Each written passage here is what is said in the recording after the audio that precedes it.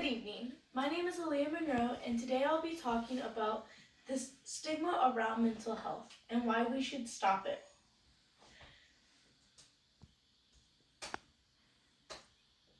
Imagine not understanding what's going on in your brain, what the chemicals are doing, and why you are feeling the way you do. This is the reality for many teenagers and adults who are too scared to go to a mental health professional, too scared to be judged by their community. Today, I'll discuss the need for normal mental health checkups to ensure a person is healthy. If we can't stop the stigma, it will be hard for people to get regular checkups and be healthy. Firstly, mental health is not talked about enough in school or homes. Without a constant negative connotation. This affects many adults and adolescents with mental disorders. In fact, according to UMPC doctors, quote, many people still believe they need to keep their issues bottled up, even when it becomes debilitating or all-consuming, end quote. While many organizations and professionals are attempting to break down the stigma, it's not enough. Students and adults everywhere are still going through problems. According to Mayo Clinic's article, Mental Health, Overcoming the Stigma, there are many stigmas that we may not notice. Firstly, avoiding or refusing treatment is a huge part that happens to many patients of mental illness. A lack of compassion from one's family, friends, and coworkers is another thing that happens to many patients of mental disorders. Bullying is a constant side effect of mental disorders when you are an adolescent. From elementary school to high school, many students suffer from it. Belief of never reaching goals is a side effect of depression and many times anxiety and other mental disorders that happen often in teenagers. And lastly, one of the biggest problems in America is inadequate health care. This happens a lot with mental disorders because in America we value physical health over mental health most of the time.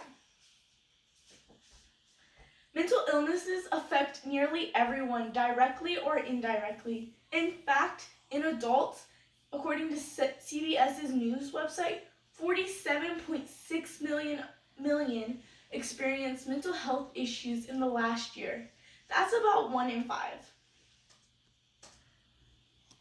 According to the CDC's chart that you can see next to me, mental illnesses spike in children 12 to 17. The two pointed out on the chart are depression and anxiety. Many say this is because of chemicals going on in their brain, puberty, and growing up in general. However, many teenagers themselves say it's caused by school, stress of drama, and family problems. How should we address this as a community? How do we stop the stigma surrounding mental health and mental illnesses? While you may not think anyone around you is affected because you're normal, your friends, family, and even yourself may be dealing with mental illnesses under the table without anyone noticing.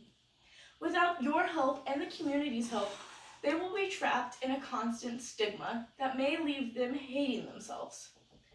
According to NAMI's article, there are many ways to stop this that are mentioned in 9 Ways to Fight Mental Health Stigma by Luna Greenstein. We can do these at home with our families if we choose to, but if we don't, then the stigma just builds. The first one is talking openly. Talking openly ensures that there's a dialogue going on, that your child or your peers around you feel like they can come to you for advice on their mental disorder. Next is educating yourself.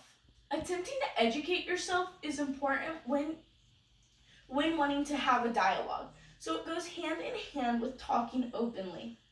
In this case, educating yourself is important so you don't sound ignorant. If you sound ignorant, people won't come to you when they need to talk. Be aware of your language. Using adjectives Using mental illnesses and mental disorders as adjectives are rude and condescending. It makes people feel like you are not on their side. Encourage equality between physical and mental health. Around the world, we believe that physical health is more valuable than mental health. That if we're physically sound, we'll be mentally sound. However, this is not the case. If you are not mentally sound, then your physical health will soon deteriorate along with everything else. Your mental health is a very important part of your homeostasis in your body. Without this, then your body will start to crumble. It's incredibly important that people understand mental health isn't something that can be helped by a patient. Stopping the stigma of mental illnesses perhaps will take years. But with help from the communities, you and many other people and organizations, we will be able to put an end to this. Today, I've covered what mental health and mental illnesses are, those who may be affected, and how we can put a stop to the stigma. UNPC's articles, Mental Health, Stop the Stigma, usually puts it best in my opinion. Their doctors say, quote, "The conversation is just the first step in the process of stopping the stigma and helping those with mental illnesses. It is important that anyone dealing with mental health issues get the professional support that they need," end quote. My name is Aaliyah Monroe, and this has been my persuasive speech over stopping the stigma of mental health for my public speaking class. Thank you.